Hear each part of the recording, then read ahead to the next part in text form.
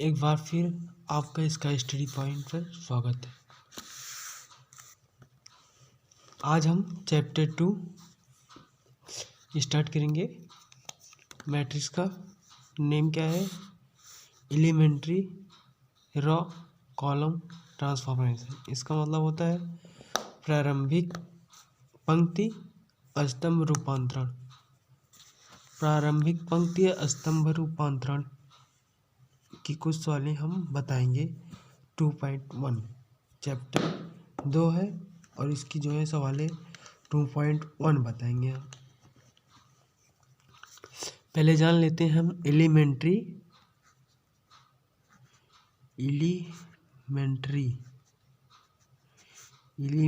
Transformation क्या होता है।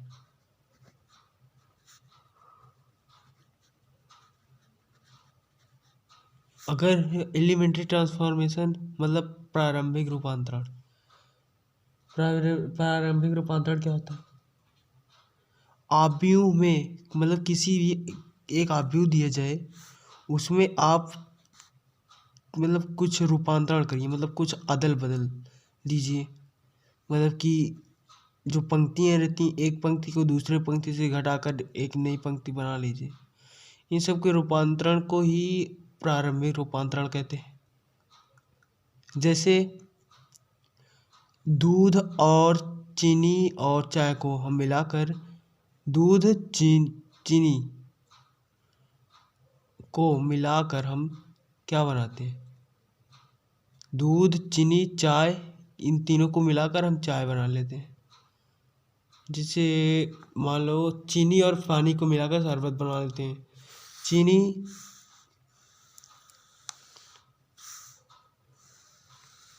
मान लीजिए एक आव्यूह है, मतलब एक आव्यूह हो गया, उसमें एक चीनी हो गई और एक पानी हो गया। तो अब इन दोनों को मिलाकर एक आव्यूह हम बना लेते हैं, शरबत हो गया। इन्हीं को हम बोल देते हैं क्या? रूपांतरण।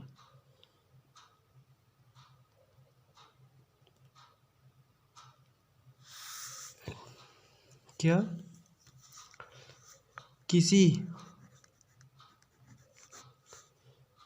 किसी आव्यूह पर किए गए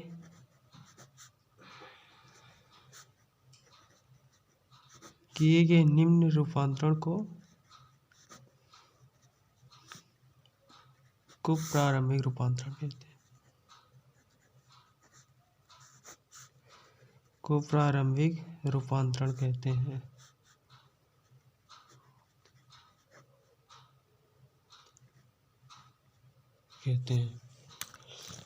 तो आपको ये रूपांतरण समझ में आया?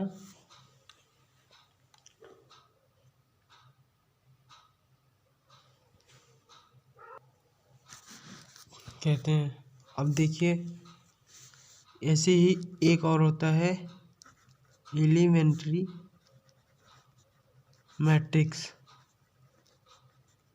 एलिमेंट्री मैट्रिक्स क्या होता है?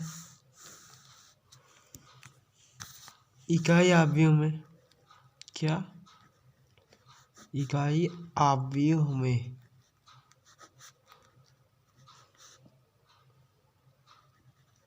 पंक्ति या स्तंभ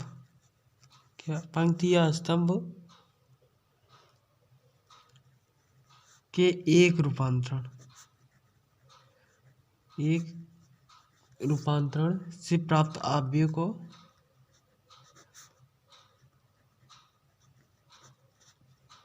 आव्यूह को हम एलिमेंट्री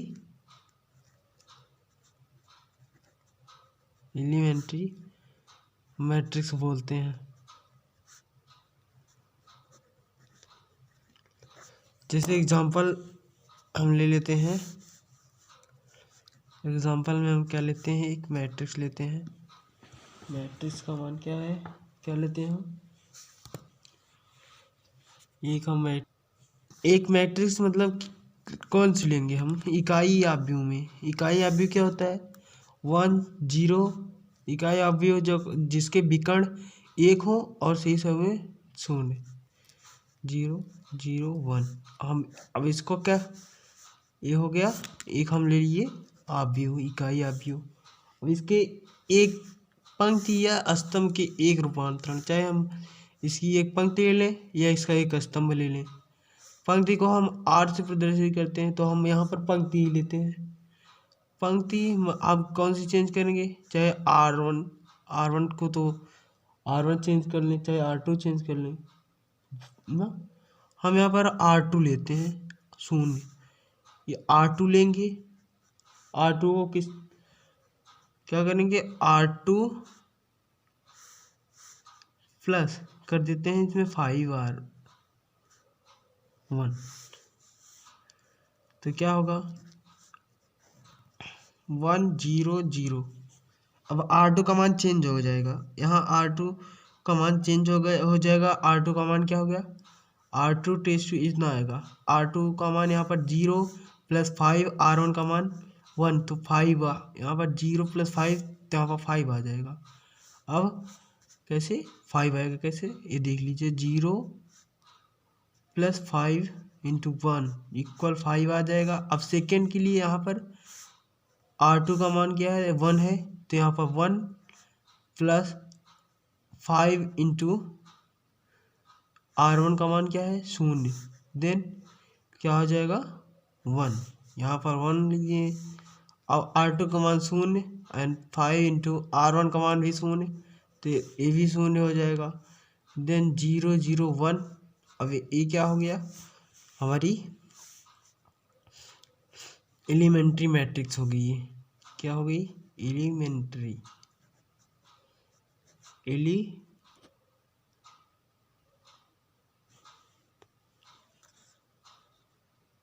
एलिमेंट्री मैट्रिक्स हो गया।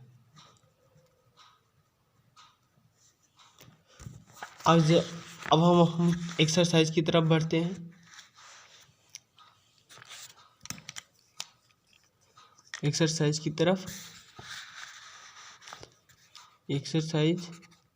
2.1। 2.1 में जो है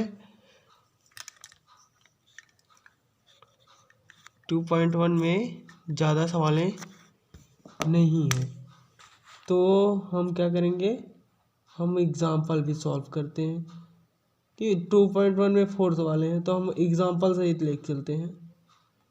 तो अब पहला उदाहरण क्या है, फर्स्ट एग्जाम्पल क्या है,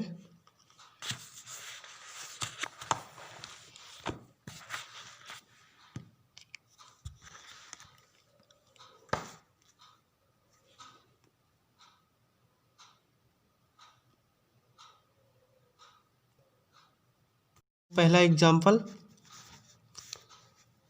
आव्यूह कितना दिया है, 1, 3, 3, 2, 4, 10, 3, 8, 4 को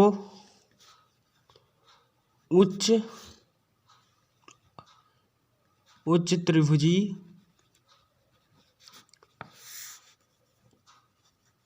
आव्यूह में रूपांतरित कीजिए।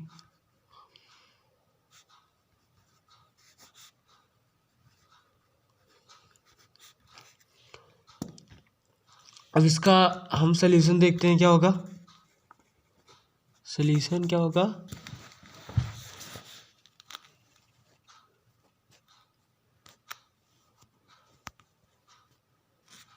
इसका सॉल्यूशन क्या होगा बताइए, हम बताते हैं आपको एक सॉल्यूशन क्या होगा इसका।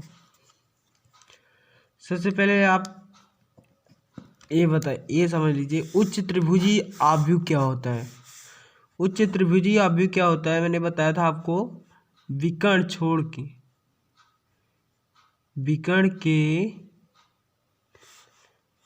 ऊपर वाले आव्यूह को छोड़कर नीचे, जैसे विकर्ण आव्यूह 1, 0, 1, 0, 0, 0, 1, तो ये हो गया इकाई आव्यूह। इकाई आव्यूह के विकर्ण के नीचे के शेष अवयव जो हो शून्य हो तब हम उसको उच्च त्रिभुजीय अवयव बोलेंगे। और ये जो ऊपर वाले अवयव हो ये शून्य न हो तभी हमारा क्या कहलाएगा, वो उच्च त्रिभुजीय अवयव। तो हमको क्या करना है, उच्च त्रिभुजीय अवयव ज्ञात करना है। तो हमारा सल्यूशन हम देखते हैं। माना क्या दिया है हमें, ए मैट्रिक्स क्या दी है, 1 3 3 2 4 10 3 8 4। तो हमें कहाँ कहाँ शून्य लाना है, यहाँ पर 2 के स्थान पर, 3 के स्थान पर, फिर 8 के स्थान पे। तो हम पहले कौन सा कहाँ पर शून्य लाएंगे, यहाँ पर 2 के स्थान पे, क्योंकि यही रूल होता है। पहले हम इस वाली स्तंभ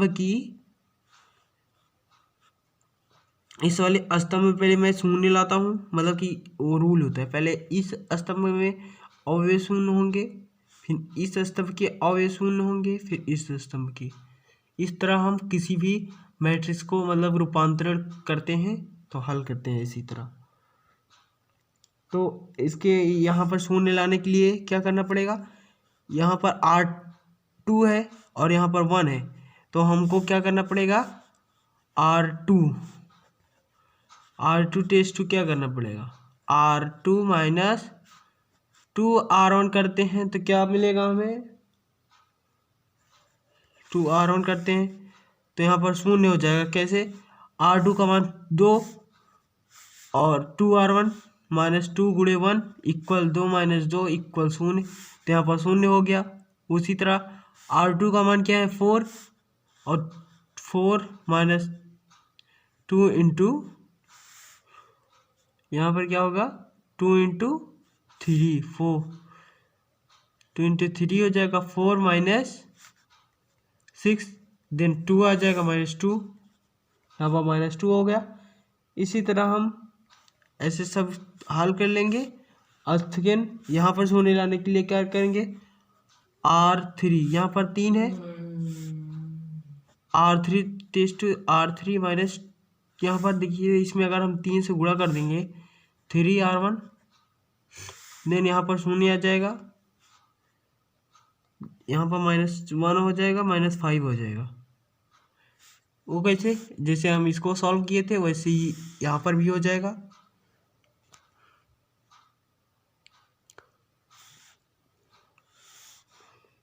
तो हमारा क्या आएगा, आंसर क्या आएगा, अब यहाँ पर शून्य लाना है ना हमें। यहाँ पर शून्य लाने के लिए हम एक बार फिर इसका रूपांतरण करेंगे, 0 -2 4। इस बार हम रूपांतरण क्या करेंगे, R2 अगर जो है हम R2 को है -1/2 से हम डिवाइड कर देते हैं तो हमारा क्या आएगा, R2 को हम -1/2 से डिवाइड करेंगे। पहले यहाँ पर देखते हैं, R1 3 3 जी माइनस कॉमन ले लेते हैं, तो हम यहाँ पर क्या करेंगे, R2 चेंजेज -1/R2। हाँ, तो R2 का मान जो है, R2 को हम 1/2 से डिवाइड कर देंगे तो यहाँ पर हो जाएगा -1, यहाँ पर हो जाएगा 2 ना, लेकिन यहाँ पर हम माइनस कॉमन पहले से ले लिए हैं तो यहाँ पर प्लस हो जाएगा और यहाँ पर माइनस हो जाएगा। यहाँ पर 0 -1 0 -1 -5।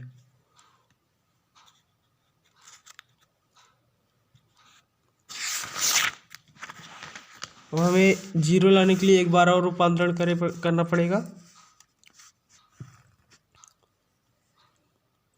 रूपांतरण करना पड़ेगा एक बार फिर।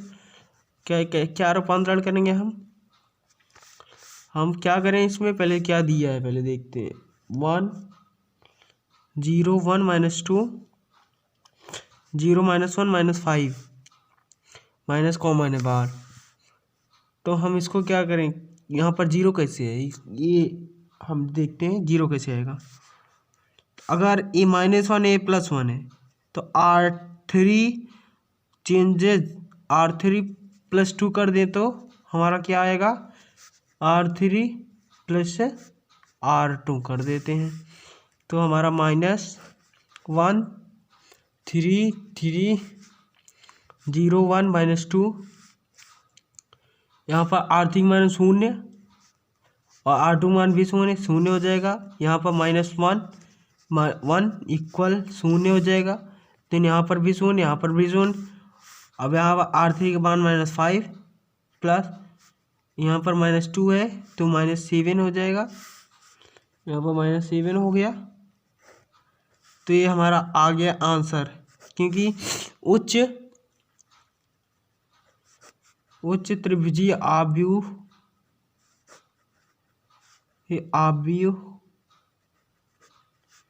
के नियम से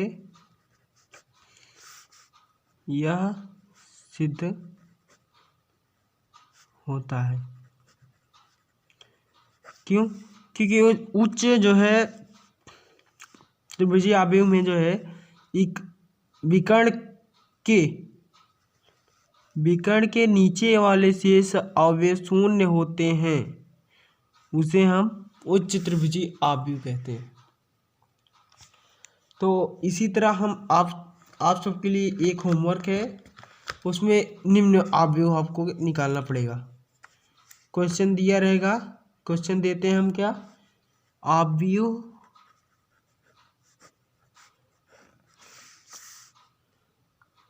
1 2 3 2 4 5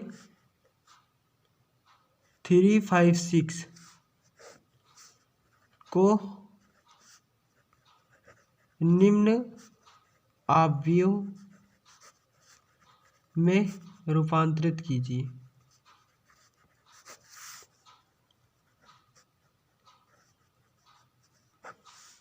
आप जो है हमारे व्हाट्सएप नंबर पर आप इस सवाल को सॉल्व करके भेज सकते हैं। 73357887 मेरा व्हाट्सएप नंबर है। अगर आप भेजेंगे देन और हमें उत्साहित करेंगे आप, और हम वीडियोस प्रोवाइड करेंगे तो हमें अच्छा भी लगेगा कि हमारी वीडियोस को आप लोग देखते हैं। और अगर हमारे पढ़ाने में या हमारे बताने में कुछ गलतियां हो तो उसके लिए हमें ज़रूर इन्फॉर्म करें, क्योंकि जब कुछ गलतियों को हम सुधारेंगे तभी हम परफेक्ट बन पाएंगे। देन हमारी गलतियों को आप लोग बताइए ताकि हम अपनी वीडियोस में और इम्प्रूवमेंट लाएं। तो thank you for watching my videos and supporting me. Thank you.